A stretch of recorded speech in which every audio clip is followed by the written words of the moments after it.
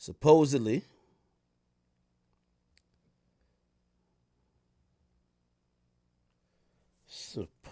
where is it?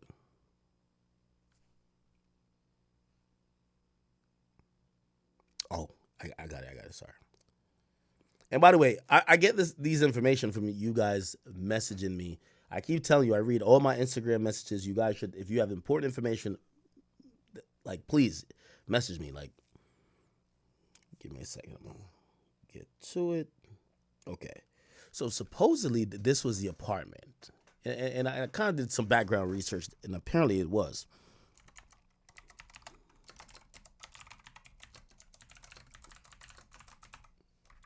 Apparently this was okay, and apparently, yes, here it is, chat. Apparently this was where she was staying at. Don't ask me how niggas pulled this up. If y'all remember this kitchen, we'll showcase the kitchen that's in her Instagram stories. But it looks pretty accurate. By the way, the rent gone up. Remember, Diddy was paying $10,000. They have now listed this again for rent, but it is now for rent for $12,000. Okay, let me go down a little bit. Yeah, it's now listed as of 9/21. So Jane Doe is kicked out. 50. You got to move her back in. I'm sorry. 50. You my mans, but you got to move her back in. It was listed for rent at 8/22, which means probably Diddy sometime during, or after the trial gave notice like, I'm not keep paying this rent. She probably couldn't pay it. By the way, the listing was removed. Remember, it was listed for 10 grand. It matches up with the time, chat. 2023, she gets there. That's the love contract. It was, the listing was removed a month later. And by the way, let's go to, what's her name? Daphne Joy, right? Daphne Joy. You've seen her in a different place now, right? Is it the same place? I don't know. Maybe it is. Maybe it's before she moved out. But if we scroll down, I don't know if we'll find that kitchen. But I remember her being in that kitchen. Let's see if we can find it, chat. Let's see if we can find it. Y'all remember the kitchen, all right? I know y'all remember that kitchen. Because it was one of the posts we looked at. Yeah, she might have removed all the pictures from it. But I remember her in that kitchen. That's a fact. I know y'all remember it too, because we showed it on stream. So maybe she... Okay. That's from that house. So Diddy got her up the fuck on out of there. You know what I mean? Oh, here it is. Here's the kitchen, chat. Look, it looks the same to me, right? Look. Bang. By the way, I don't even want to shout out your name. I do want to shout out your name to give you credit, but I don't want to dox you. But this is why I told you, man, ain't nothing bigger than the chat. We got the best supporters in the world. Look at the kitchen right here. This shit up on Zillow. Got her the fuck on out of there. Got her out of there, chat. It's listed for 12 bands now. Got her out of there, chat. Got her out of there. It's over. It's over. No more fine dining. Back to ramen noodles. It's over. It's over. I told you. Mr. Take That wasn't going to take this type of flippery. So, yeah, she out of there. This was the kitchen. You see it on her story. You see, look, this is when she just moved in, a couple months after, December 1st. She's showing off the place. Cooking for you. Acting like she got a cooking channel. Bitch, you know the vibes. Oh, man, you ain't cooking nothing. All you was doing ingesting sausages. Stop playing. Act like she a chef. Come on, stop playing. Okay, so this one. Talking about she taste testing this shit. 50, you got to take her back. 50, we love you, but you got to take her back. You got to take her back, Fifth. Fifth, you got to take her back, Fifth. Fifth, you got to take her back, Crody. We love you, but you got to take her back. Diddy done kicked her out the spot. She's out of there. She's out of there, chat.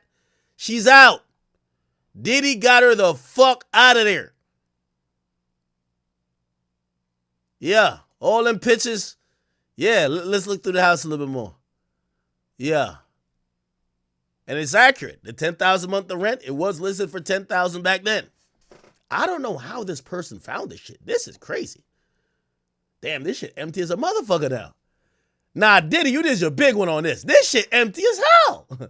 Nah, Diddy, yo, this shit look like that episode of Fresh Prince when Will Smith pops up and there ain't nobody there. It's just empty. No furniture, no nothing. Oh, hell nah. I can't even lie. He did his big one on this one. I can't even cap with you, Chad. Now, Diddy had her living good, though. Diddy had her living good. Fifth, ball back in your court, Crody. Or you're gonna be in child support court with her for forever. Yeah, she was living good. But Diddy got her the fuck on out of there, man. Think Diddy got you all that dick from all them prostitutes. You was loving it. And then you testified against him, crying and shit like that? Nah, hell nah. I got to get you out of there. It's over.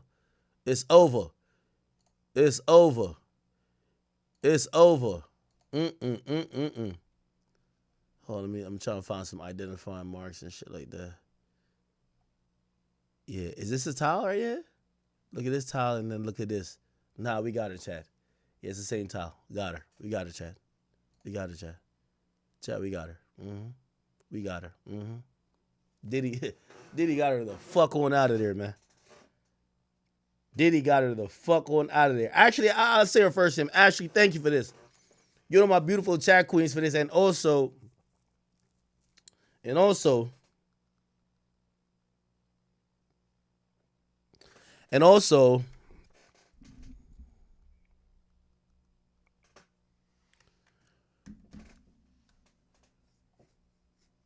oh, I forgot what I was saying. Anyway, yeah, he really got her out of there. God damn. There's another. Yeah.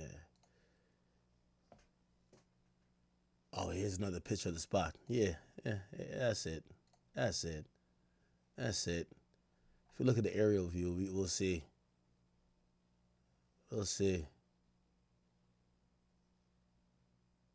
Yeah, it probably was this door she was in front of. I don't know. Some door.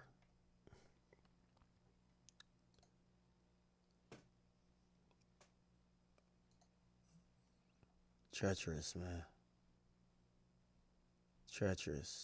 Got her out of there. Expeditiously. Boy, Diddy's a cold work, man. I know he was screaming at Justin on the phone. Justin, get her the fuck out of my crib! Bitch testifying on me and shit! Trying to send me to jail for life. Get this bitch on out of there. Break the lease. Fuck it. Break the locks. Get this bitch on out of there. Send her back to Fifth. Send her back to Curtis. Yeah, I know he was tight. He was definitely motherfucking tight. Oh, this is just one of them little things where you just post mad pictures, huh? Okay. But this is definitely the crib. Yeah, thank you to my chat queen, Ashley. That's her name. Ashley, I might have a job for you. Because this type of stalking is like top tier. Can't have got. Type of stalking is fucking top tier. Okay. All right. She out of there, chat. But Gina's still on the team. Gina not going nowhere. Daphne's out. She got to go link back with Puff or go join the Kanye West sex cult. She got to go do that. But Gina's still on the team, and she was trying to get her man free, right? She said they were trying to make her a victim. She said she's not no victim. And she said, yo, listen, I want to emphasize that I understand the seriousness of the case and the pain others may feel. She acting like she don't got no pain. I can't speak for no one but myself. In terms of sentencing, I kindly ask you to consider releasing him back to his family. Yo, I love a delusional side chicks. You know what's crazy? Gina think she his family too. And she ain't never had no kill him, none. Thank God for side chicks like this, bro. Thank God for side. I keep telling y'all, man, most happy relationships is two people fake faithful and a good side chick in the cut that's making all them problems that your main girl give you go away. Because when you with her, nothing fucking matters. Gina's the GOAT. I ain't gonna hold you. She's a GOAT. She says, I understand throughout the process he's been cooperative and respectful, including turning himself in. Throughout the process, he's never once reached out to me or made me feel uncomfortable in any way. I believe he'll be continue to be complying with the court's conditions upon release. I understand that accountability is important, and I'm not writing this to dismiss the gravity of the charges nor criticize anyone. I want a right to express my perspective as a so-called victim. My right to express how I felt during the investigation and trial and how I feel now. Waiting to hear the sentence. I feel compelled to share my own perspective honestly. I respectfully ask you take my words into consideration when making your decision. Thank you for your time and allowing me to be heard. Damn. Look at her. She showed up to court, man. Richard, right here. How you feeling today? How you guys feeling today? Shots, my nigga Mo. My nigga Mo is in there. Feeling today? Looking forward to justice. My boy said, looking forward to justice. Holy. Today. Looking forward to justice.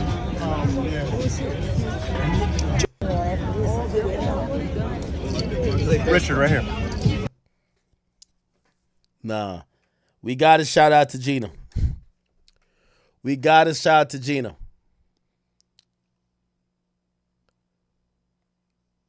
Yeah. Okay. Anyway. So, Diddy was sentenced. By the way, there's a video that was played in court, and they sent me the video.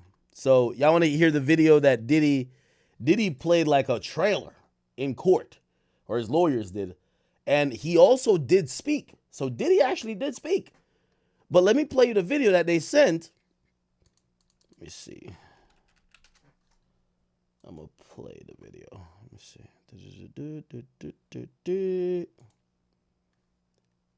No.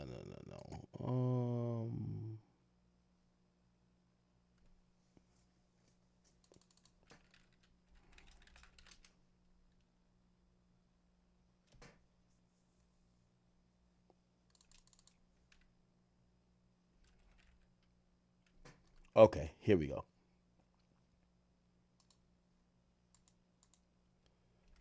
So I want to show y'all the video that was played in court.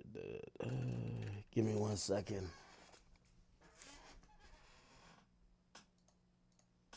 Don't ask me how I get these videos, man. We just bully the scene, man. I stole that shit, nigga. Facts. I gotta add that to the soundboard.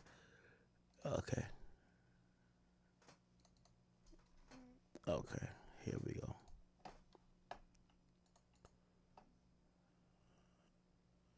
Okay.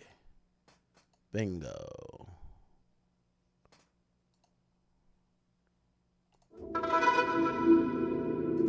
What you've given to the world, I don't think you know, man. When my baby cries. You gotta give her a bottle then. Know that you mean something to people. Know that you mean something to people. Like you live somewhere in people's heart. My nose fell off. No. Keep in mind, this is an 11-minute video. The entire thing was played in front of the judge. My lip fell off. Thank you. You wear it? You inspire, you energize, and you've left that for the rest of the existence of this planet, man.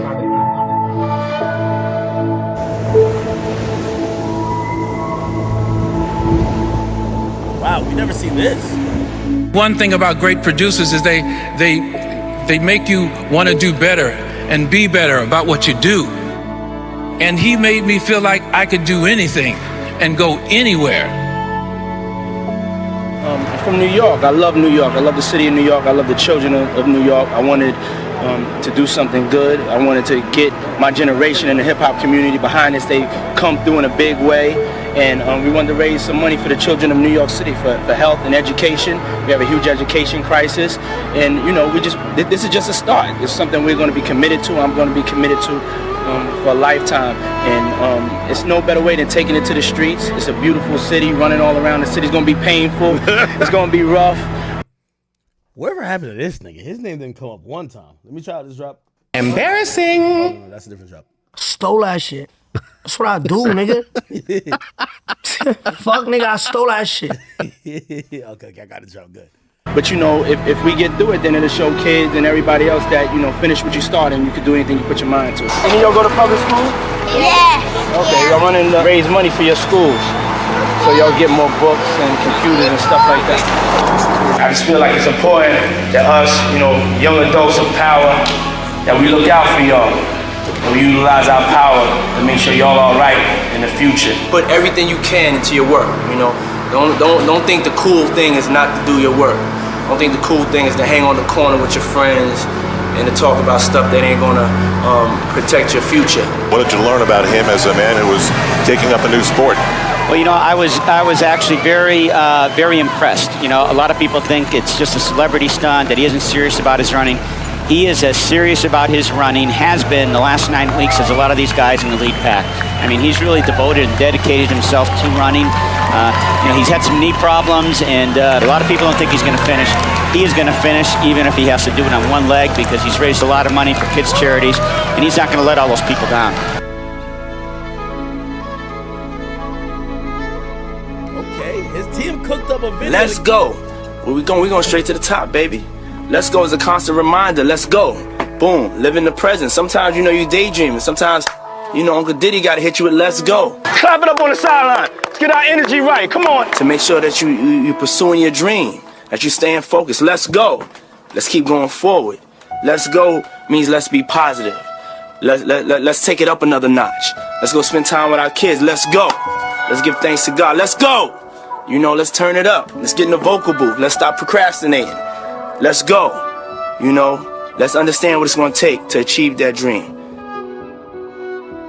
So instead of talking about the guns or the violence, I was always talking about a better life. Places we didn't go before. Things we never wore. Cars we never drove. Houses we never lived. By the way, you could tell he was trying his best to try to appeal to this judge and like tug at his heartstrings and like his, you know, like, yo, I'm a human too. Yeah, I paid for some bitches to get fucked or some niggas to do the fucking, but am I that bad of a person? I've been locked up already a year. Like, come on. Like, Then I think I brought an aspiration to hip-hop. Tried to take it out of just being street. Our whole stuff was a fantasy and a dream that I always felt would come true.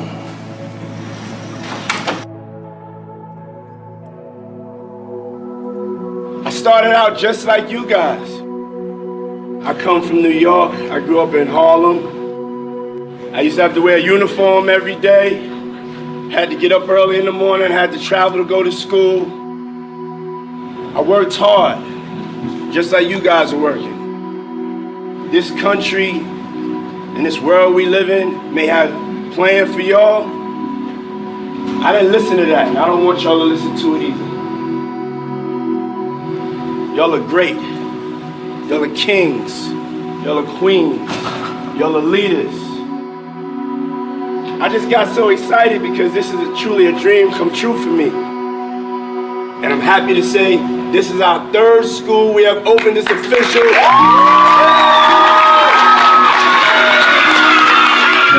When we come together as a people, nothing can stop us. What I want to do with my freedom is, you know, make sure that I can make change. And I found out that Mr. Sean Diddy Combs posted me on Instagram. We met Sean Diddy Combs for the first time, and Sean gave Trey a $25,000 grant, which allowed us to open a physical store. Revolt, as one of the only Black-owned networks, we have to own something. We have to have something that's ours. We have to have something that we can control our narrative, and we could speak about things that are important to us, and we can have a platform and a foundation to be free. But I want to get advice from y'all. I want to not just have a one-way conversation. you know what I noticed? We're halfway through this video. There's not one fucking rapper in this bitch. I wonder how Diddy going. Yo, you know when Diddy get free, all these niggas gonna be on his dick, right? You know, mad rappers gonna be like, yo, I knew you ain't do that shit. Yo, I knew these hoes was lying. We know that this is going to happen, right? But not one of them showed up to court except Ye.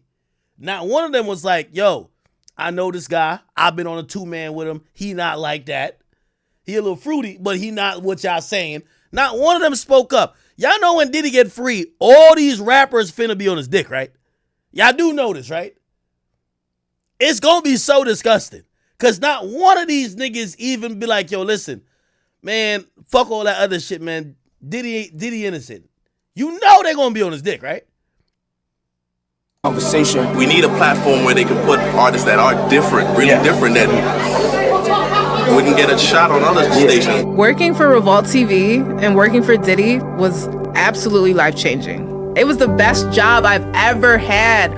I learned excellence through him. Yo, is this a no jumper interview? I don't see enough things truly changing. And I don't understand how we are the richest, most powerful country in the world, and it seems like we can't solve the problems within our own community. In there.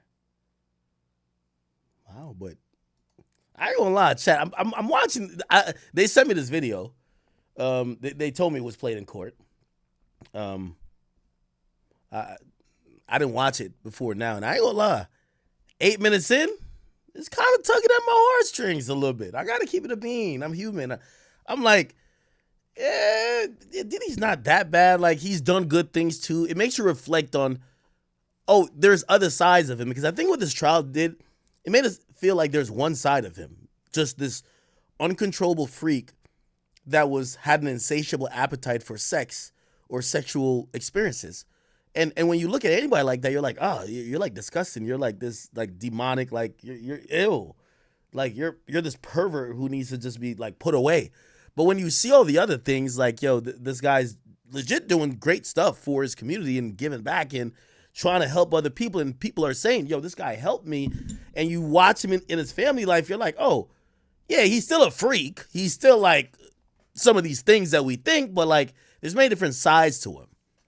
I'm surprised he actually reflected or used the Kim Porter death. Being my father, just nah. Diddy is a real nigga though, cause me, I got a strict principle. If you ain't come out of my ball sack, I can't fuck with you like that.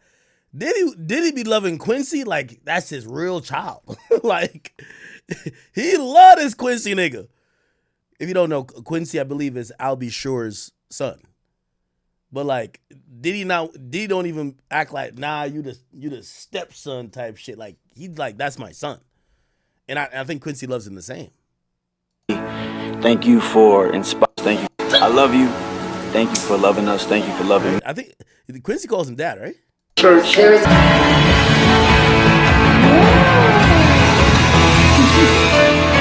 Heavy on the family. Shout out to Baby Love too. Baby Love got them little Dirk eyes. I ain't gonna cap with you. I ain't gonna cap. Hey, I gotta say, man, it's heavy on the family, heavy on the giving back. And I ain't gonna lie, I think this is an impactful video. I don't know who cooked it up for him. I gotta be honest. It's kind of, it will be working on me. Now, granted, I'm pretty sure like a judge sees inmates or defendants do or employ 15 million different tricks. Like one nigga saying in court, be like, I'm sorry. Like, you remember this nigga right here? Be like,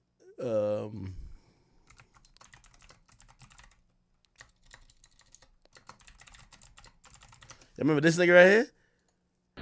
Yeah, that's how I wrote a song. Remember him? Hello there, Your Honor. I wanna say I'm sorry for the things I've done, and I try and be stronger in this life I chose. But I want you to know that door I closed. In Your Honor, I'm sorry, sorry, sorry, sorry. To my mother, I'm sorry, sorry, sorry, sorry. To the victim, I'm sorry, sorry, sorry, sorry, sorry. Yes, Your Honor, I'm sorry, sorry, sorry, sorry. Oh. Thank you, Your Honor. Okay. So, hey, people have employed a lot of strategies, and sometimes the judge sees through it. Right, obviously, we'll get to like some of the hearing stuff. The judge was upset after finding out that Diddy allegedly had booked a speaking engagement that was supposed to be this week because there was some anticipation that he may have been getting time served, which means he would have been released that day. So, you know, it was by the way, the sentencing took all day. I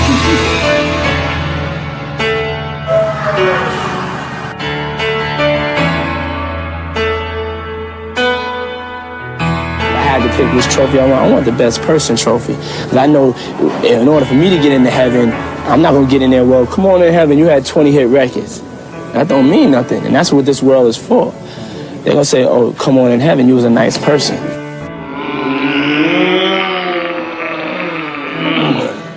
I love you. I love you so much. I love you so much. I love you so much. Hi, Daddy. Wait, that's the baby that talked? No fucking way. Hold on. Is that the baby? I love you so much. Hi, Daddy. Oh. Which baby is this? Oh, this is Baby Love now. Oh, shit. Oh, wow. How old is Baby Love? How old is Baby Love? Baby Love.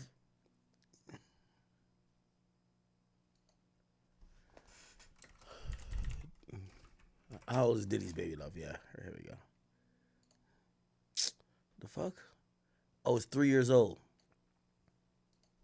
Okay. How old is Christian Rock's son?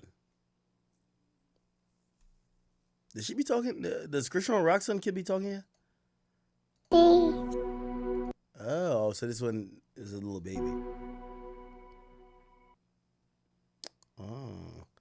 Hey, I think they did a good job on this. They did a good job on this. I'm not gonna cap with you. I'd be moved, but of course, I don't sit through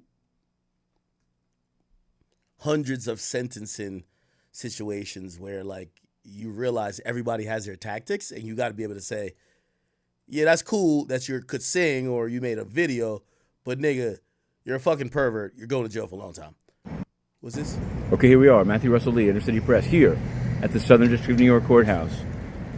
It's today, October 6th, 2025. Now, Friday, we covered... No. We got to go back to Friday. This is Friday. Okay, here we are, Matthew Russell Lee, Inner City Press. We're midway through, one hopes, the Okay, now we got to go to the beginning of the day. Okay, here we are, Matthew Russell Lee, Inner City Press, here at the Southern District of New York Courthouse. Today, Friday, October 3rd, it's D-Day. Sean Diddy Combs the sentencing will begin today. Hopefully it will finish today. Turns out that at least 4 of his lawyers want to speak. And the judge hasn't said no. Mia will speak from as a victim. The judge upheld that, Judge Subramanian.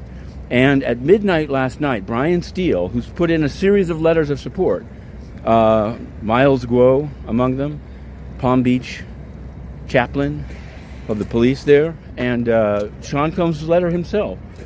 But he put in a video. He was supposed to give it to the prosecution at 5 p.m., and I'm sure he did. But at midnight, he put a Dropbox links into the docket. So we Dropboxed, and we put it up. And you can find it. It's well, you can say, I haven't rarely seen that, but it's not the only time I've seen it. I actually do remember a sentencing for another defendant delayed so they could produce a video to try to show the judge who they were. Here, I don't think there's any... I think Subramanian's heard quite a bit of testimony about the days at Revolt, Bad Boy, the family. He's seen the... so I don't really know what it brings to the table. Okay, so and I wonder whether all of this sort of hoopla is going to drive it into more than one day. That would be ridiculous, because this is the day. And on the one hand, the government wants 11 years. On the other hand, Combs wants time served. Now, granted, 11 years I thought was preposterous. It was clear that the government was trying to get, like some consolation prize. Like they lost on the major charges that could send Diddy away for a long time. But they wanted to get like a consolation victory to be like, well, we got him on buying pussy, and we've given him an enormous amount of time. And I think they were going to try to peddle that as a victory to say, well, it's not that we're happy that he he's going to get, let's say he got 11 years for buying pussy. But with everything that came out in trial, he's a bad guy. And a bad guy goes away for 11 years. You don't care what he goes away for. Like, for example, I can't remember who it is. You guys probably remember or spam it in the chat. There was like some mobster or gangster or whatever that they were trying to get on like murder charges and all these drug charges or whatever the case is. They could never do it. And the thing that sent him to jail was like taxes. And the government still took it as a win. They're like, yeah, we got him. You know what I mean? Because like, hey, they basically sold it to everyone like, this is a bad guy. We couldn't get him on certain things, but we all know he's a bad guy. So we don't care why he goes to jail. Let's just send him to jail. And that's what they were trying to do to Diddy, right? Which is, hey, we might have not got him for some of the stuff, but we've smeared his character enough. You know he's a piece of shit. So let's just get this piece of shit away for as long as amount of time. Somebody said Al Capone. Yes, right? Is it Al Capone? Let's see. Al Capone went to jail. Let's see. Al Capone went to jail. Yeah. Yeah. Al Capone went to jail and served time in the Cook County Jail, the U.S. Penitentiary in Atlanta, and the Federal Penitentiary on Alcatraz, and the Federal Correctional Institution in Terminal Island. His conviction for tax evasion, rather than his known criminal activity, led to his imprisonment. Wow. That's crazy, right? So, like, he went there for tax evasion, not necessarily for these other things. Okay. So, where will he come down? We will be covering it in great detail and live. Now, what else can we say? Here's another. This is a lesser known, but we covered about a week, 10 days ago, the case of it was described as a Queen school teacher, but he was indicted in the SDNY, Christopher Ward. He was detained for a second time yesterday, but we learned and reported, it seems to me it's exclusively, that he was teaching in Manhattan as recently as July and August of this year at the Camp Leman School in Lower Manhattan on Broad Street. We published the email that they sent around. Parents are pretty upset that they weren't immediately told. It seems like from their point of view, they were told only when they read about the case on Inner City Press. So there's that. Of course, there's other cases here going on, but we don't only cover the courts. We're covering the world of finance and transparency. Even during the shutdown, the FDIC is rubber stamping branch applications. Okay, all right. So I'll give you a little bit of the highlights before we kind of get to the eventual sentencing. We could read through some of the stuff, but again, we already know the final outcome, so I'm not going to go line by line or tweet by tweet. I'll give you some highlights. They basically said, Diddy has worked on. They kind of admitted that Diddy did a lot of these things while he was under the influence. He's taken many steps to control his anger and also deal with the substance abuse problem. They basically say he has taken accountability. He eventually did speak. Obviously, the prosecutor was not trying to hear that. They wanted 11 years. So they're like, yo, this guy is still the guy who is rich and famous, who this is just a joke to him. He can't wait to go back home to start doing this thing again. And he thinks it's a foregone conclusion. He's going to get out of here today. And he thinks he's going to get out of here today. How do we know? He's booking speaking engagements already. The judge was not happy with that. The judge was really not happy with that at all. Right? That culminated into, this was around noon. Okay, here we are. Matthew Russell Lee, Inner City Press. We're midway through, one hopes, the sentencing of Sean Diddy Combs. Today, Friday, October 3rd, Southern District Court, New York Courthouse behind me. This was a walk that we used to take during the trial, but we'll do it today. We'll be resuming. What's happened this morning? Well, the judge dealt with the sentencing guidelines. He turned down a number of government enhancements, but still it arrived at a hefty guideline. But he also said it's just advisory. Government wants 11 years. Diddy wants time served. What happened after that? Well, Christy Slavic laid it on. She said this is not a typical Mann Act case. And I think most explosively, she said Diddy has already set up speaking engagements in Miami for next week and called it hubris. She also said that Mia, the victim who testified at trial, the person who testified at trial as Mia, would not testify, due in large part to a letter that from the defense that she called bullying. And the judge seemed to agree. He said it was inappropriate, don't do it again. But it's unclear when it could happen again, given that this is the sentencing. In any event, unless there's a resentencing, of course. Then we had, in no particular order, there's going to be a reverend doctor, and maybe a reentry person testifying. But Nicole Westmoreland spoke about Diddy as an icon. She seemed to cry a couple of times, or sob. I just ran into somebody who said he didn't believe it. I don't know. She's a fine lawyer. She did some great cross-examining. I don't know if that was necessary. I don't know if maybe she couldn't help it. I don't know. Now, another thing that interestingly happened during the sentencing hearing, a lot of Diddy's lawyers spoke. I believe Brian Steele spoke.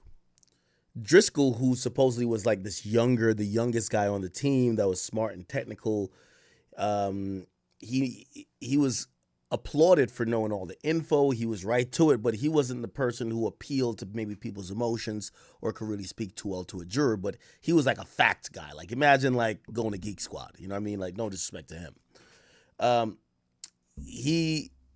He's like the partner of Alexandra Shapiro, who's known to be an appellate lawyer.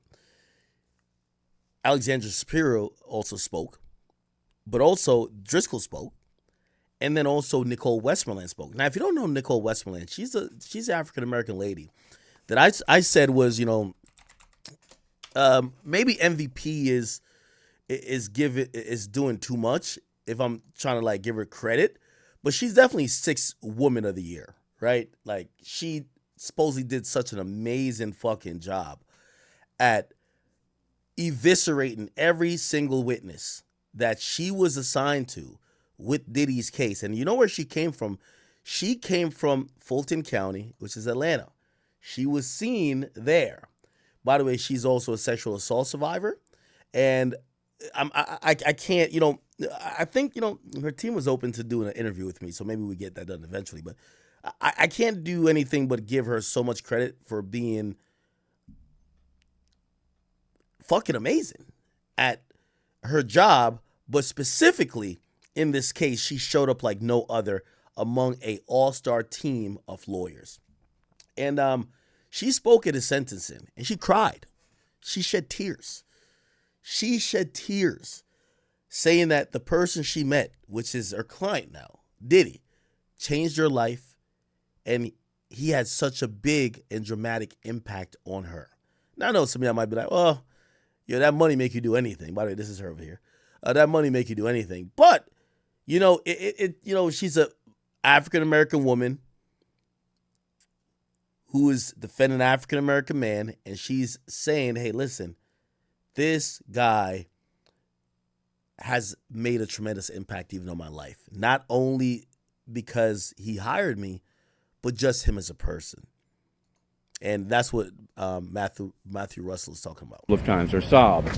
I just ran into somebody who said he didn't believe it. I don't know. She's a fine lawyer. She did some great cross-examining.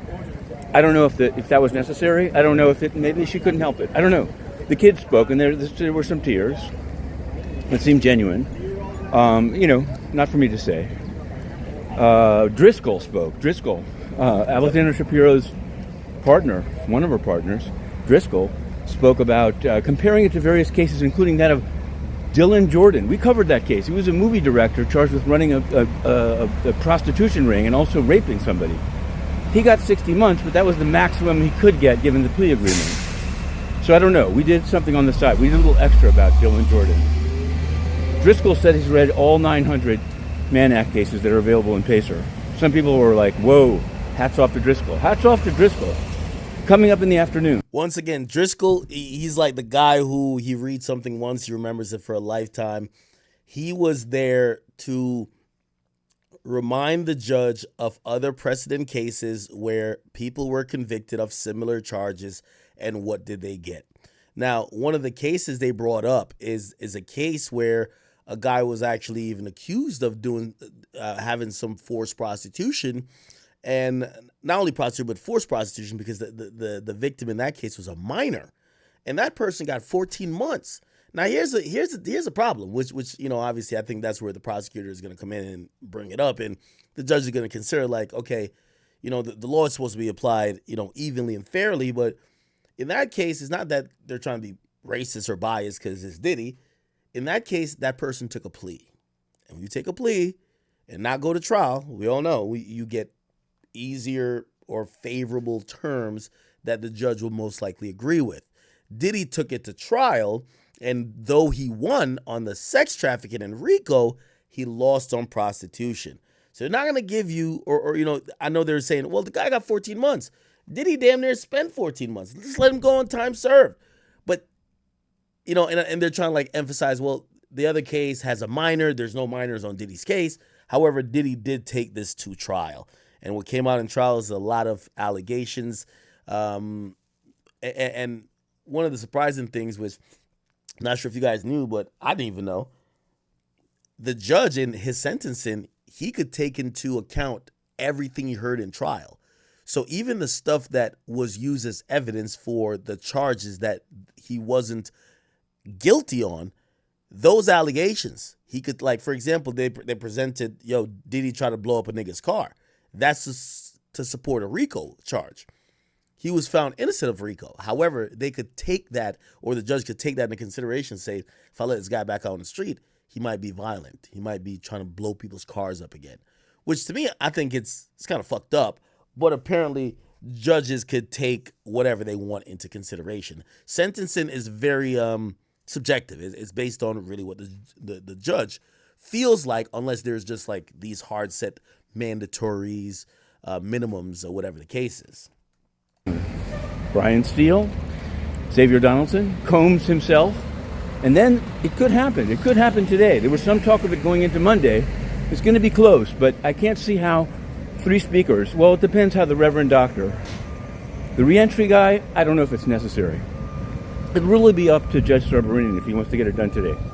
And of course, the sentence itself is totally up to Judge Subramanian. We're halfway through, and we're live tweeting. And this now is the scene. I'll show it from afar because it's going to be, getting through it is going to be something else. We've got cameras on one side of the street. We've got a crowd in front of the building. We've got a CBS car here. But we'll end it right here. We're heading back in. Inner City Press. We continue. Okay. So yeah, the judge eventually agrees that Diddy should be sentenced to 50 months, which, by the way, the judge, I was thinking it was going to be in a 3-year marker, and some people thought that it was going to be between 15 and 21 months, but the judge actually declined that. The judge actually thought that there was cause for upward departure from what, Diddy's lawyers were arguing as the guidelines, and actually said, no, he actually thinks more than 3 years would be appropriate, or that's the guideline he's going to look at. And he went 1 year above that. He went to 4 years, 2 months. Okay.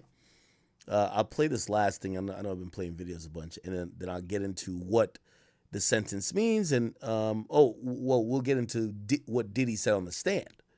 So Diddy did say some stuff. By the way, let me pull Lauren Conlin in here because she was there in court, and check this out. Hi everyone, it's Lauren Conlin, and I am outside of the federal courthouse for Diddy's sentencing. It's totally chaotic here. The courtroom is just overflowing. All of his family is here. There's a few family friends, all of his kids. Gina is here. I did not mention that on my shorter video for LA Magazine, but I'm going to mention it here. And we're on a lunch break, so I'm going pretty quickly. But the day started off with Judge Subramanian basically going through each side's objections to the pre-sentencing report. I'm not going into crazy detail, but he essentially just overruled all of them, except he did say that acquitted conduct would be taken into consideration for sentencing, which is the violence. So he made a comment about how he felt like Diddy wasn't really taking any culpability or responsibility to the guilty verdict, and his team is still pushing the whole I paid for time with these escorts, and he said that's just frankly ridiculous. And I'm paraphrasing, by the way. But now that's kind of important. The judge looked like they wanted Diddy to just admit, hey, I did do this illegal act of interstate prostitution. Now, the reason why Diddy might not go for that angle is because this whole thing is an appealable conviction, right? He is going to be filing appeals on the convictions he did get. So, like, in sentencing, he's not going to just admit it and just be like, I'm sorry for paying for prostitutes, because that's an admission in itself. So here's the thing, he's kind of deflecting, but then the judge is looking at the deflection to say, I can't go easy on you because I could tell you're still fighting this idea of why you got sentenced, right? Or not, no, why you got found guilty. So that's a mitigating factor to be thought about. Let's see. Okay, so sorry, it's so noisy. Oh, the judge said he agreed with the sentencing guideline report of his offense level being a 27 and the criminal history category being 1, which would be 70 to 87 months and a $25K to $250K fine. Christy Slavic spoke for the government. She started off by saying today is about accountability and justice. Today is for the public. So she just kind of, went into why he should be sentenced this way because he's violent, et cetera, et cetera. Her case law that was asked for by the judge, it was a case, it was Dylan Jordan, and she said this guy got 60 months, and he was a Mann Act conspirator. So this is a Mann Act conspiracy case. He had similar conduct to Diddy. He love bombed his victims, used force, fraud, coercion, all that stuff, and he was imposed a stricter sentencing. And the judge actually said, and Patrick Driscoll went into this as well, he's like, well, didn't he serve this guy 8 years in a Cuban prison before this? So his criminal history was pretty bad, and this was his second chance. And she said, yeah. So Slavic kind of admitted herself that Diddy's case is very different, and that wasn't great case law. God, stop. But yeah, she said this is a transportation case with added factors of violence. Driscoll came out and just dropped all the hammers in saying why, this case law it didn't make sense and it's not appropriate. He also said he reviewed over 900 Mann Act cases, and in all of them, he basically said the average was like a 27-month sentence. I'm skipping over a lot of this. He, went into, again, very detailed case law. He said some very, he basically shared a vile text message in another case where this defendant got a way less of a sentence than Diddy, and he just, or that they were trying to impose on Diddy. And he just said, yeah, this, Diddy never said anything like this to any of his quote unquote victims. And it was something like, all you're good for is your, lady parts. I should make a mold of them. I'm paraphrasing, whatever. Nicole Westmoreland got up there. She started crying, and she said how much, Combs meant to her as a person, how much he influenced her, specifically in her personal life, talked about all his charity, what he did, for charter schools and this and that. And talked about his MDC work. He's teaching a class at MDC that, has really gone a long way for inmates. And okay, so let me just skip to this part. Diddy's kids got up there, and every single one of his kids, except for the 2-year-old, spoke. Delilah, his daughter, sobbed. Jesse sobbed. They all kind of were very, very emotional, but the girls it was tough. Delilah at the end was like, please, have mercy on our father. All the kids said he's a changed man. They can tell that he's changed. They played the 11-minute video. Diddy was sobbing. He broke down when they played Kim Porter and all the family surrounding Kim Porter, and it was just, it was crazy. Oh, also, the prosecution brought up something about Diddy booking a speaking engagement in Miami next week, saying how he doesn't take this seriously. I don't know what that's about. I haven't had a chance to Google it. But everybody head over to LA Magazine as well for my update there, and I'll be... Okay. So in the afternoon, Diddy takes the stand himself, and Diddy actually speaks to the judge. I don't know necessarily takes the stand, so let me correct that. He spoke in court, and he addressed the judge, and with him addressing the judge, it's part of one of the final parts of him trying to, convince the judge that I'm not that bad of a person. Let's get to that, and then let's see if we could extrapolate certain parts from it, even though it's just a monologue. There's no questions. There's no nothing. He's just saying, Judge, I'm sorry, which, by the way, he apologized to Jane Doe. He apologized to Cassie. He apologized to his family. He apologized to the court. He apologized to the victims, and he said he was definitely under the influence, and he didn't really know. I'll let Lauren talk about it. Hi everyone, I just got out of federal court and Diddy has officially been sentenced by Judge Subramanian to 50 months in federal prison. I believe that his 12 or 13 months that he's already done will be accounted for. We're going to try to figure out how much time he has to serve, but wait, what the fuck?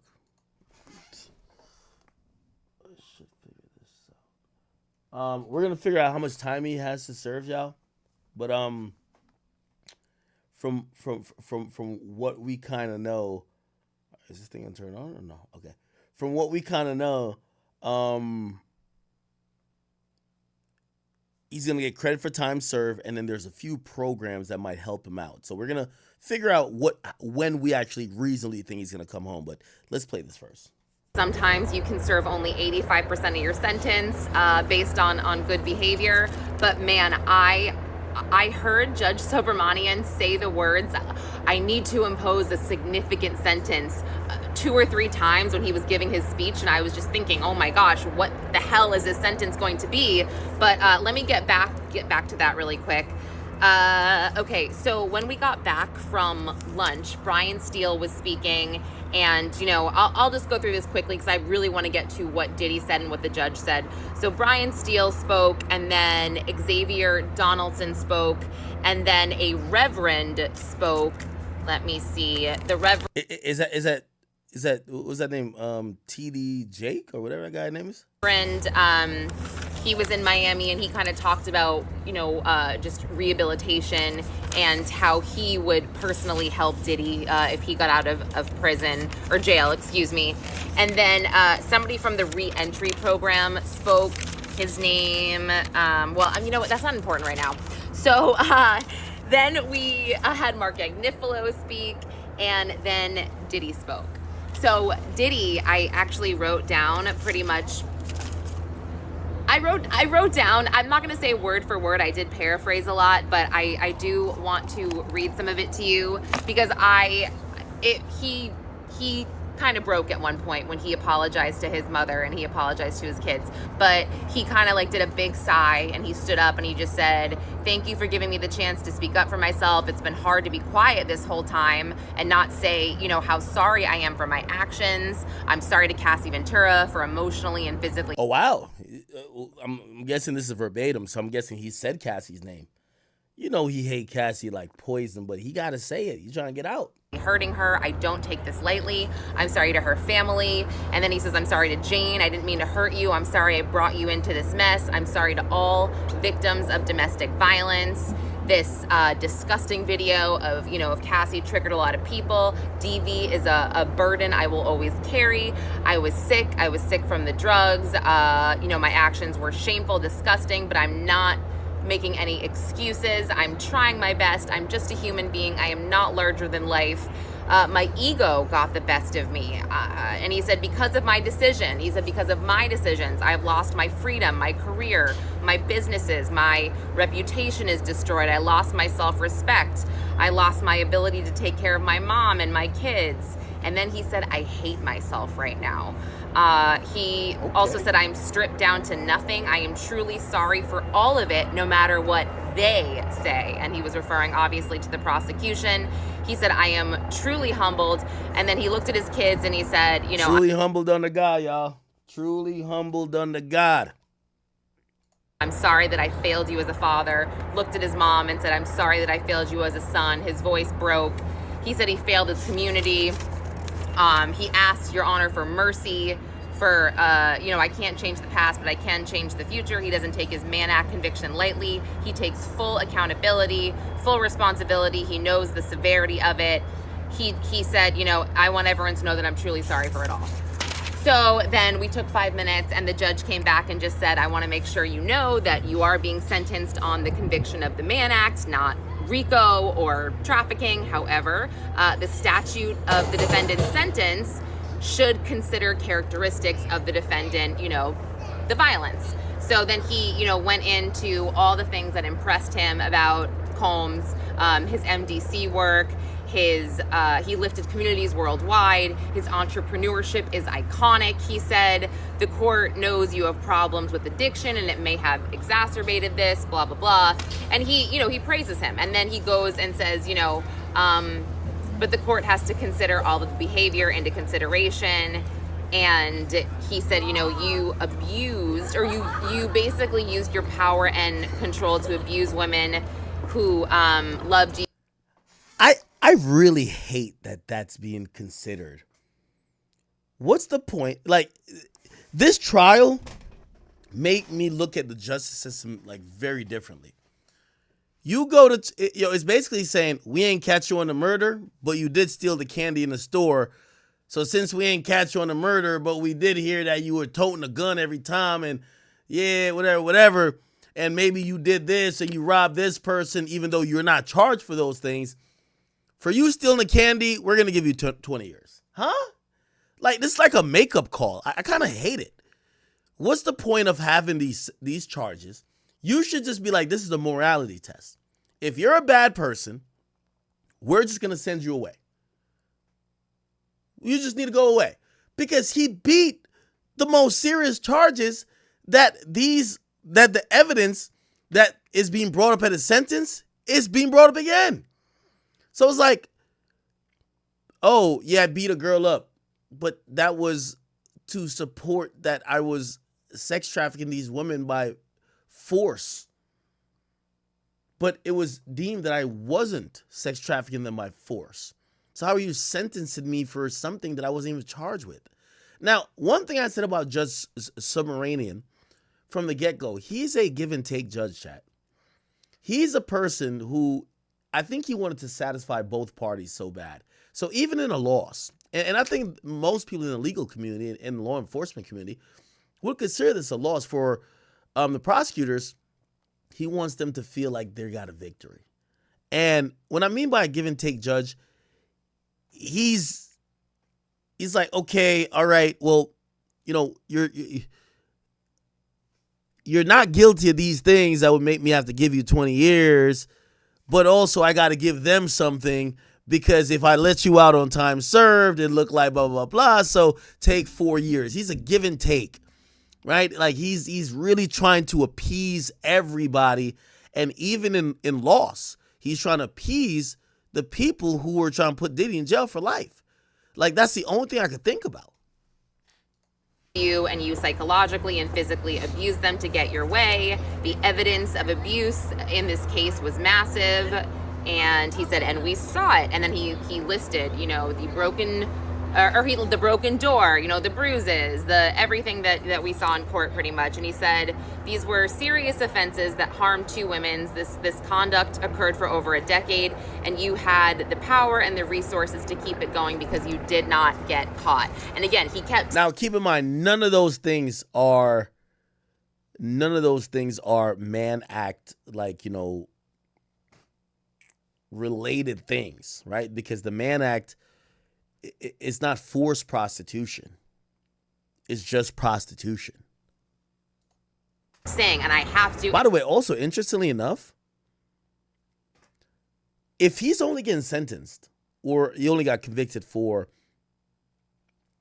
prostitution, how come none of the actual prostitutes who all testified, or not all, but some of them testified in the case, why weren't their opinions valued?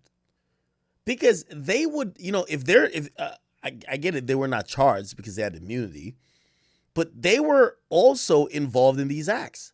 maybe they could have spoke their mind and be like, hey, during these acts, we felt Diddy, we understood and we felt Diddy was paying us for prostitution, or, oh, you know what, we just thought it was just Cassie. Like, how come none of their opinions, even though they testified, matter now?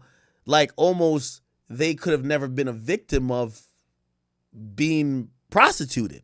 Because the idea of Diddy getting sentenced for prostitution, right, is that they're saying he prostituted Cassie, Jane Doe, and the prostitutes, yet none of the prostitutes really have a voice, especially when it comes to sentencing.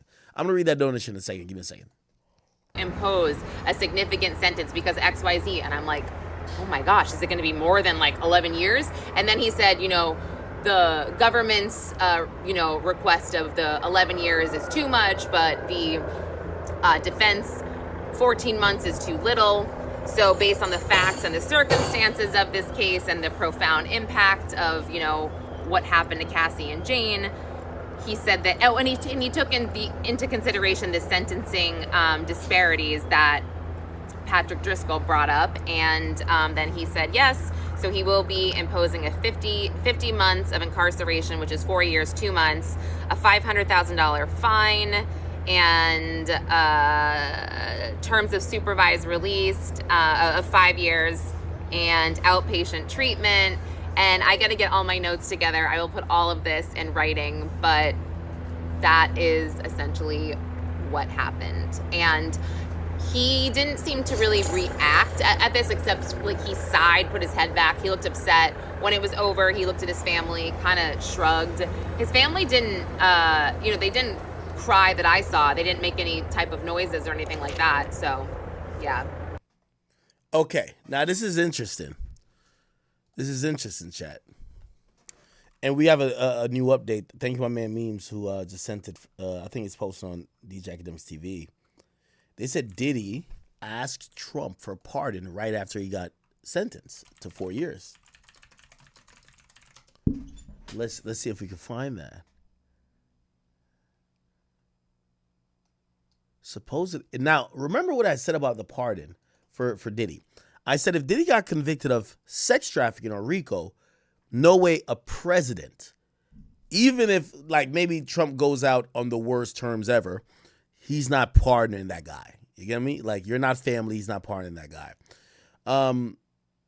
But if it's just the Mann Act, which means you're just buying pussy, it allows him the optics of pardoning you, but not looking crazy. Now, they're saying that Diddy asked for pardon, but let's okay, it's not really showing.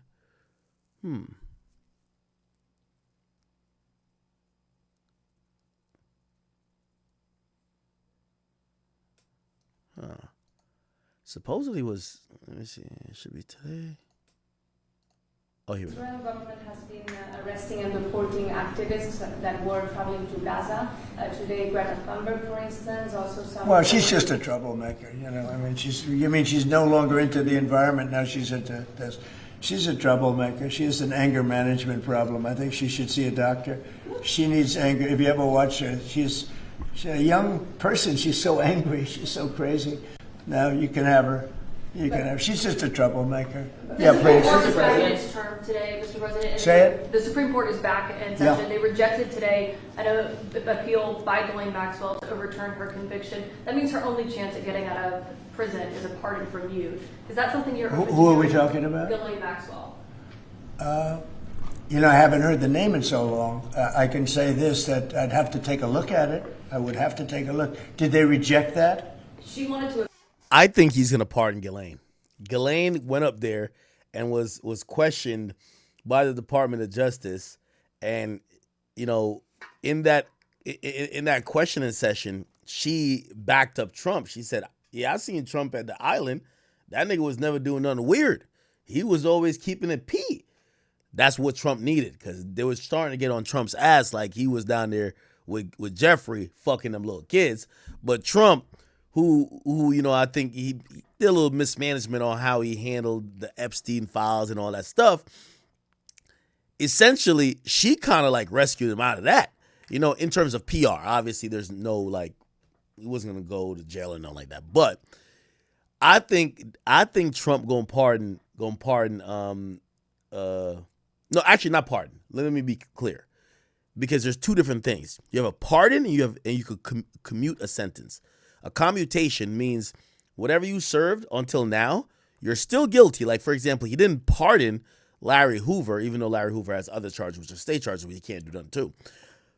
But he commuted them, which means that instead of serving the 6 life sentences that he had to do, he basically said, as of today, your sentence is fulfilled. So I think he's going to do that for Ghislaine. Hey, whatever years they gave you, as of today, your sentence is fulfilled. So I think he's going to give a commutation, not a pardon. A pardon means you never got convicted. Like, Youngboy could, well, he has other cases, but he probably could technically buy a gun. You know what I mean? He got pardoned by the president of the United States. You get what I'm saying? So anyway, yeah, I don't think he's going to pardon her. He's going to give her a commutation. And by the way, this is just like me guessing. But apparently they asked him about Diddy afterwards. Here we go. So he's deflecting a little bit because I think he knows Shorty held him down good. Trump is a nigga who I realize, like, yo, if you hold him down, favor for favor. That's gang. Yo, you hold him down. If he could return the favor, he got you. Right? Appeal her conviction. And what happened? They said that they were not going to hear her appeal. I see. Well, I'll take a look at it. I will speak to the DOJ. I wouldn't. You say I'll take a look at that motherfucker. Consider it or not consider it. I don't know anything about it. So, but I'll speak. I will speak to the DOJ. Why would she be a candidate for clemency, sir? I don't know. I mean, I'd have to speak to the DOJ. I'll look at it. I have a lot of people who have asked me for pardons. I call him Puff Daddy has asked me for a pardon. But she was convicted of child sex trafficking. Yeah, I mean, I'm going to have to take a look at it. I'd have to ask DOJ. I didn't know they rejected it. I didn't know she was even asking for it, frankly. Steve? Have you made a decision on whether to supply? Well, that's you see how Trump is such a G.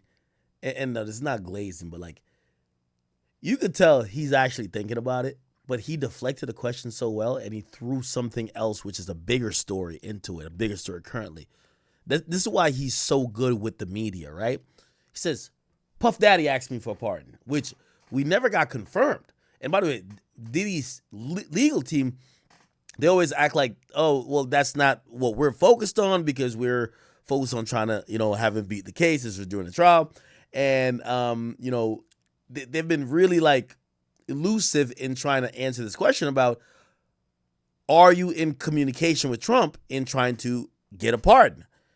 Trump, while trying to duck this Ghislaine Maxwell question, throws out a bigger story that outlets like me are going to bite into. Oh, Diddy asked me for a pardon. I guarantee the pardon wasn't, like, I see headlines being ran saying, oh, Diddy asked for the pardon after he got 4 years. No, I think Diddy asked for the pardon back then when Trump said he would look at it. I think he asked back then. But they're pressing Trump on Ghislaine, and Trump needed to get out of that, so he threw that shit in there. Look at it. I have a lot of people who have asked me for pardons. I call him Puff Daddy has asked me for a pardon. But she was convicted of child sex trafficking. Yeah, I mean, I'm going to have to take a look at it. I'd have to ask DOJ. I didn't know they rejected it. I didn't know she was even asking for it, frankly. Steve? Have you made a decision on whether to supply Tomahawk missiles to Ukraine or sell them to NATO and let them sell them to Ukraine? Yeah, I've sort of made a decision, pretty much. If you consider, yeah, I think I want to find out what they're doing with them. Yes. Where are they sending them? I guess I'd have to ask that question.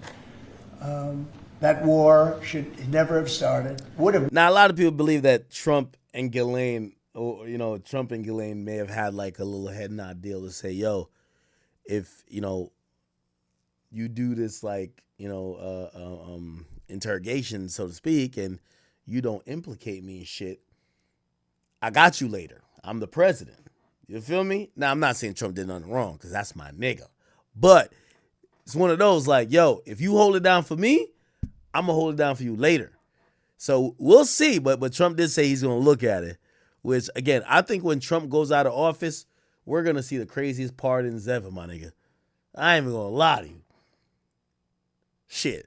I think anything short anything short of El Chapo coming out. Like, this shit might happen. This shit might go down when Trump is leaving, because you know that's when people usually do the biggest pardons, right? And remember, he can't run again.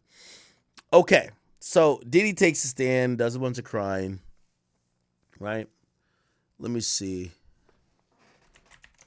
Was my man Sean G there? I know I'm going a little bit slow, but remember, we missed that day. Sean G. We'll get his, synopsis on it, and after his synopsis, let me see. Then we're gonna do our math on how much time we really think Diddy's gonna get, okay? And then we'll move on to some other topics. Mr. Sentencing, it's going down tomorrow. This is my life. Oh no, okay. Oh, he didn't go live?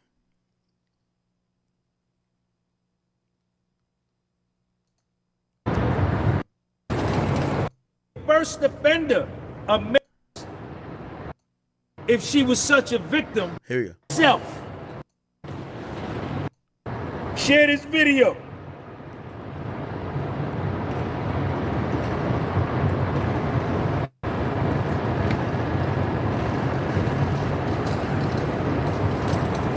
By the way, while we're waiting, I meant to put this on after the Trump video. Look at 50 Cent, man. Is 50 hating, or is this how you treat your ops? 50 said, man, you can't get no pardon running your mouth like that. Get out of here. And he has a slide with basically, you knew someone and you were fine, and then you run for office, and he made this is an old Trump interview. Some terrible statements. So I'm being honest. It makes it more difficult to do. Now, as reports begin to circulate on Trump's response, claiming that Diddy dissing him is why a pardon more than likely won't happen, moments, and one moment in particular that may have cost Diddy his freedom has now resurfaced. White men like Trump need to be banished. When you knew someone and you were fine, and then you run for office. Wow. Yo, Diddy don't want this man free at all. I couldn't make it to the trial yesterday. Share this video. Share this video of New York judge on a Mann Act charge. Why did Cassie not show up here at the court and address the court herself? Why?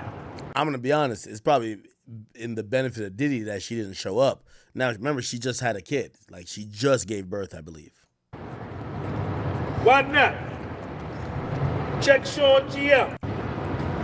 Why didn't Jane Doe, if she was such a victim and she felt so she needed vindication, if Cassie needed vindication, why did not Cassie and Jane Doe show up and represent themselves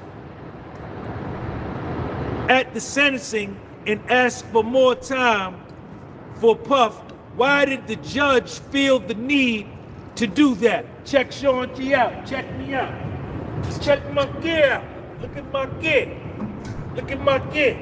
I got the dope gear on. I got the dope gear on. The abs is locked in. The abs is locked in too. A Southern District of New York judge gave a first offender, a man who was acquitted. Now, I think this is where we're going to find out, and some people are going to, there's going to be so much appeals that's going to be flying, right? He is a first offender. Like, Diddy is not a felon. Diddy doesn't have sex charges. Diddy doesn't have a domestic violence conviction. Diddy has no convictions.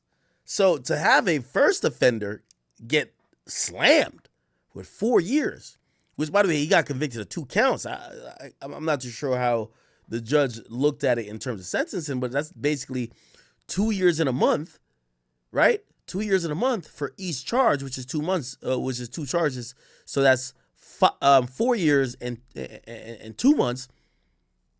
for prostitution? Of 3 very serious charges, which would have landed him life in prison. A jury acquitted him of those charges. And he was left with 2 charges, Mann Act charges or prostitution, which are considered misdemeanors in state cases. Some states don't even prosecute them.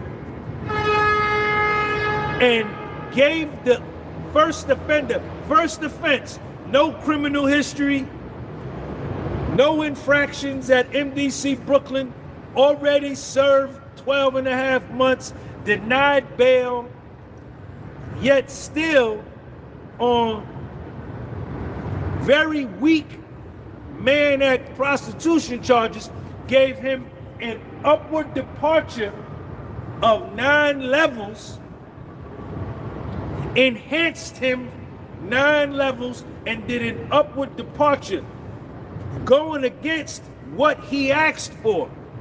His word, Judge Submarinian, you lied, Judge Submarinian. Your word is some shit. You a liar. Because in your order dated July the 9th, 2025, you asked for USC 18-24-20. Nah. But if you don't know, Sean G, he was incarcerated at one point. So like you know, a lot of stuff is personal to him because he's been in some of these situations, and he felt railroaded by the legal system then, and he thought that Diddy was getting railroaded by them now. 21, criminal history category 1, sentencing guideline range 2G1.1, subsection 1, subsection A, which is a base offense level of 14. You asked for that. If you wanted to add the coercion, which according to Mark Agnifilo, you mentioned 7, 8, 9, 10 times in your little soliloquy, it should have been enhanced in your letter to a USC 18-24-22 with the enhancement for the coercion. But you didn't ask for that. You went against your own word. You went against your own word. Went against your own word. Never before in the history, well, let me not say that. Let me not get into saying things I have no proof, but it is an aberration. It's a standard deviation. 2 or 3 or 4 or 5 standard deviation for a judge to do an upward departure 9 levels on a first offender with a criminal history category of 0. I'm just telling you what it is. And I got the transcript. I got the transcript at the crib. I ain't ready yet. I have another business. Okay. All right. Shout out to Sean G. I just want to give him some love real quick. I do want to show. So 50 posted this. Again, 4 years, 2 months. That's 50 months, right? So 4 years is 48 months. Add 2 more on to it, it's 50 months. Let's try to do some math on reasonably when Diddy might come home. Now,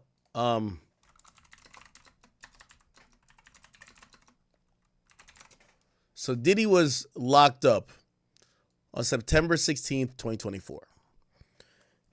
Let's do the math. Diddy's been incarcerated for a year and a month, right? September, October, right? So he's been locked up for 13 months, right? I want to show you guys how I do this because this is how we could reasonably understand. So actually, I'll just keep everything in Google because they have their AI. He's sentenced to 50 months. 50 minus 13. That's 13 months.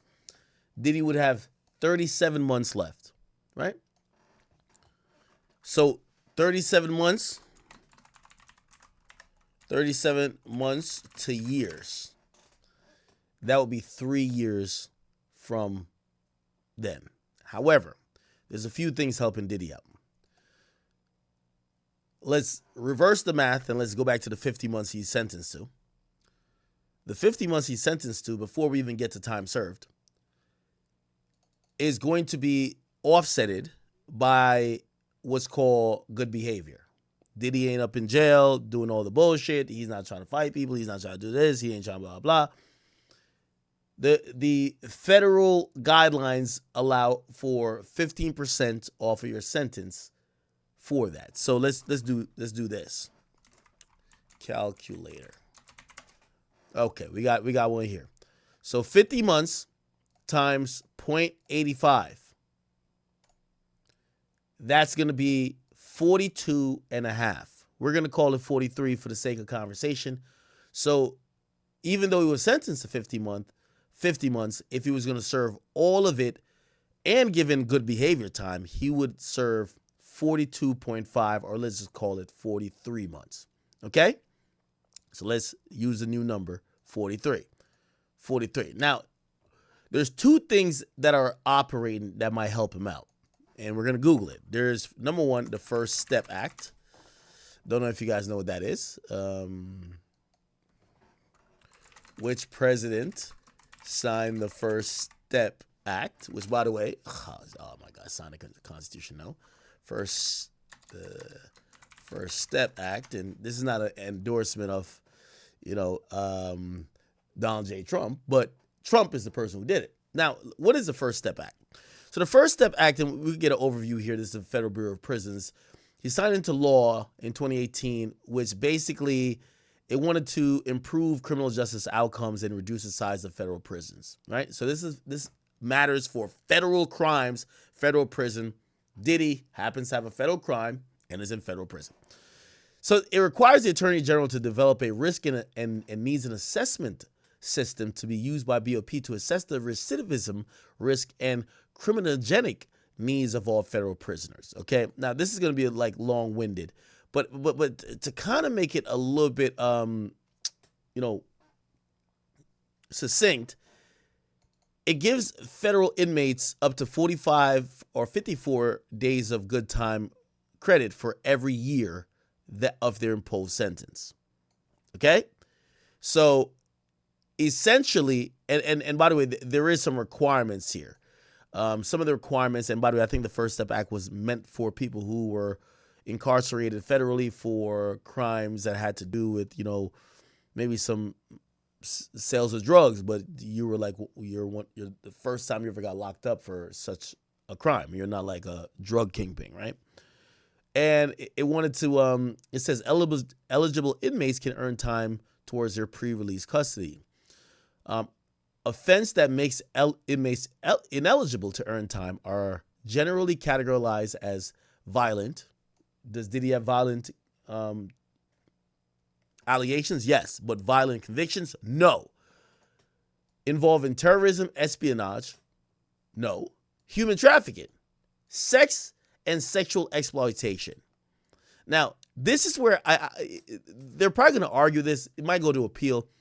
They're going to try to probably argue that Diddy's Mann Act violation, even though that's sex, that's in the sex realm, that it's not necessarily, it shouldn't be not considered. But I'm going to be honest with you, I think they're not going to consider Diddy for the First Step Act. So again, also it excludes offenses as a repeat felon in possession of a firearm, blah, blah. So basically, if this wasn't a sex charge, Diddy would be like shoo-in for this. I don't think this is going to help him out. But just to let you know, 54 days of every year that was sentenced, let's see how that would play out if we were supposed to think about it. 54, remember, it's every year.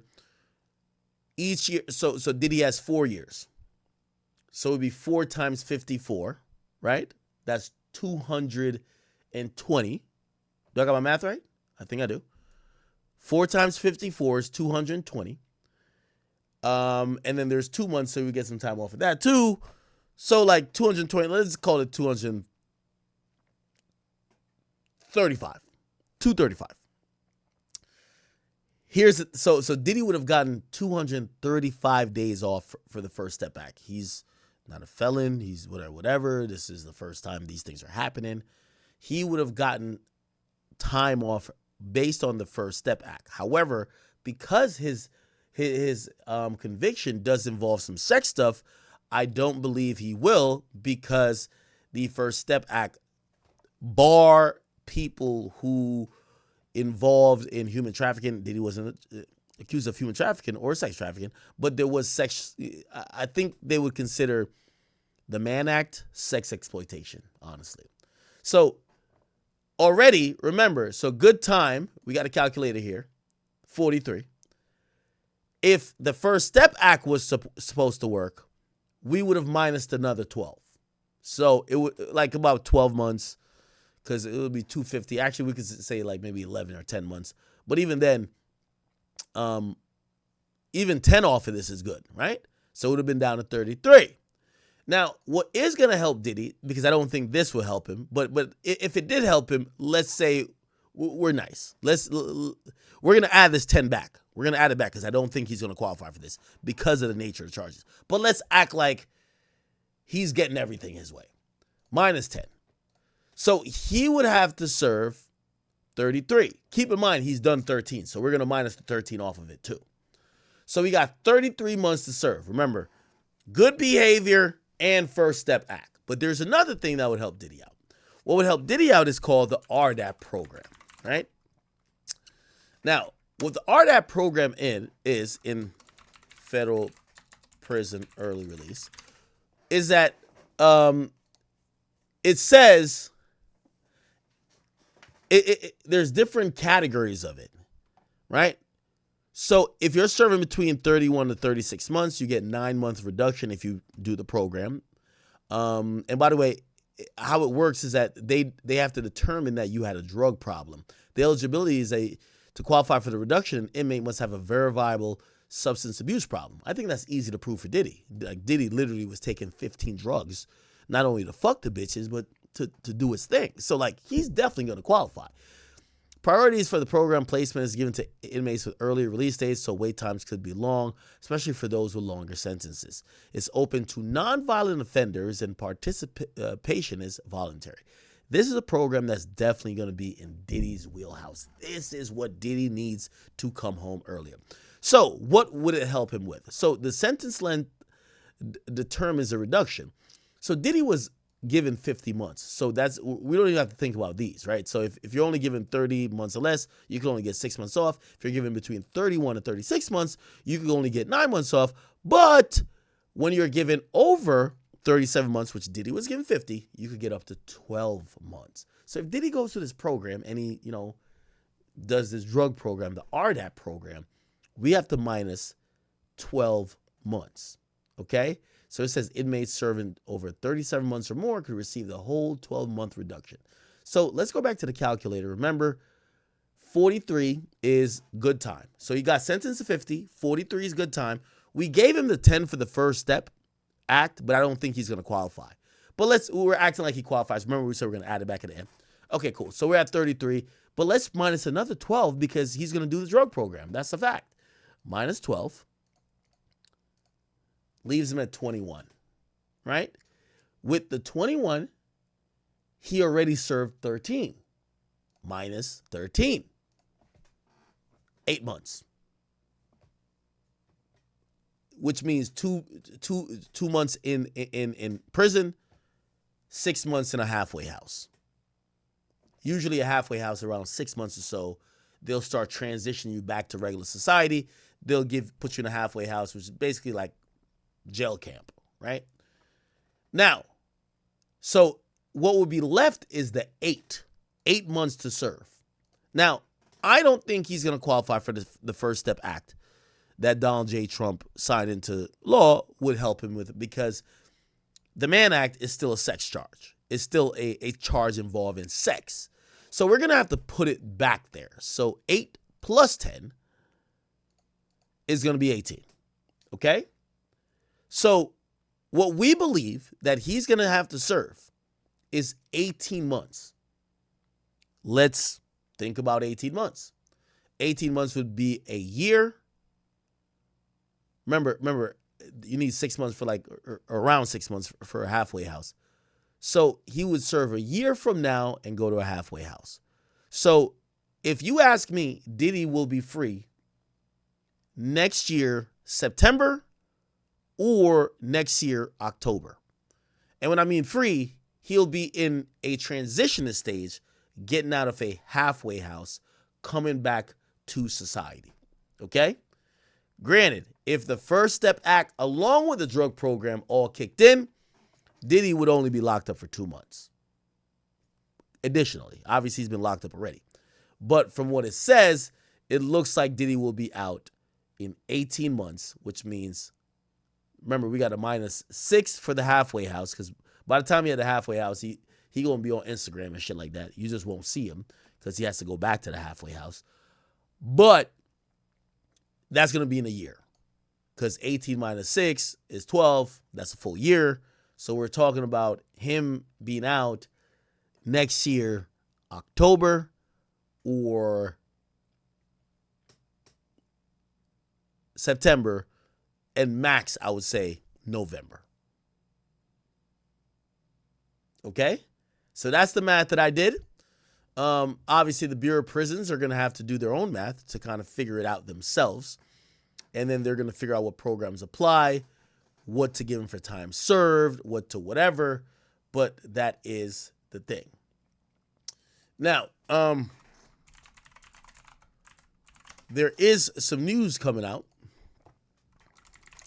Diddy is asking the judge that he wants to go do his time at a pretty much a low security federal correctional institution in New Jersey. His legal team asked and said that, hey, FCI Fort Dix, pause, is the best landing spot for Diddy because he could address his drug abuse issues. Remember, they keep heavy on the drug abuse. Why? RDAP program, right? And he could maximize family visitations and rehabilitative efforts. Tenny's father, Mark Garagos, previously told Harvey that Diddy will have a target on his back wherever he ends up. And Diddy's attorneys told the judge Friday that someone already planned to shank Diddy. Wow. Other celebrities have done time at FCI Fort Dix, including Teresa and Joe Guides, I'm probably fucking it up. Judge Submaranian could recommend a prison for Diddy as well. It doesn't have to be one of those, but ultimately it will be the Bureau of Prison that has the final say. He's been locked up for over 2 years at MDC, and he'll call the federal prison home for more than 2 years. And it'll be interesting to see if the BOP agrees with the lawyer recommendations or if the feds will ship him off somewhere else. By the way, we checked. Herbal oil and prayer oil are available, but there's no baby oil at Fort Dix Commissary. Hilarious. Let's hear what Tenny Garagos' father, Mark Garagos, has to say about this.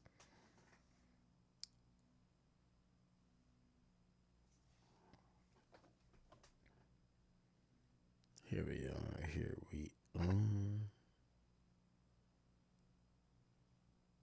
Okay. Sorry. Waiting for this ad to be done. Apologize.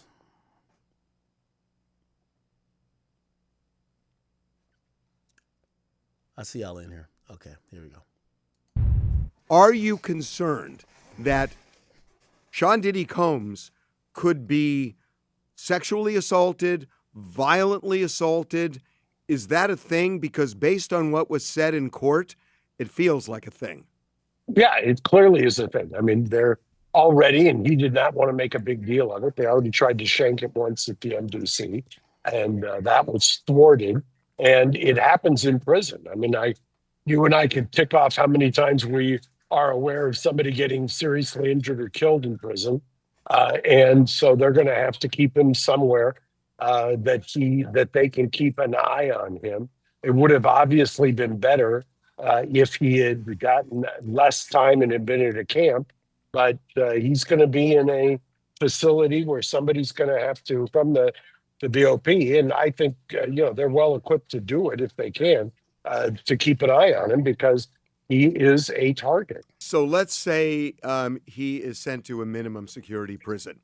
Is he out of the woods when it comes to that kind of assault?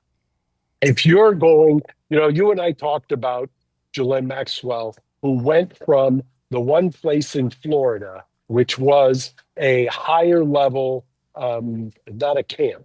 And she was transferred after she did the interview with the couple day interview. She was transferred to what they call a camp in Texas, which I'm familiar with. I've had other clients in. So a camp is generally one of the better places to be. And the reason for that is because a camp is basically you get certain privileges. And if you step off of the line, so to speak, if you violate, if you do anything that is not according to Hoyle, they will immediately send you someplace a lot more onerous. So that's why I say, in the long-winded answer to your question, yes, you've got to get designated somebody. I know he wants to be New York adjacent. If I'm Sean right now, I'm going to be angling for someplace like Lompoc satellite camp or something along those lines. But that still doesn't answer. Is he out of the woods when it comes to being sexually or in any way assaulted by being in a minimum security prison? So Diddy's case or trial has finally started. They're picking out the jurors and stuff. Do you guys feel like Diddy will be freed, or you feel me, he's cooked? I've been reading a lot of comments. A lot of people have been saying that Diddy's cooked. You feel me? I don't even know how I necessarily feel about Diddy. Because like at first everyone wanted him locked up, then it's like people kind of feel bad for him now. Because I'm not gonna lie, the stuff he did to Cassie is 100% wrong. What he did to Cassie is 1,000% wrong, and people would never agree with it.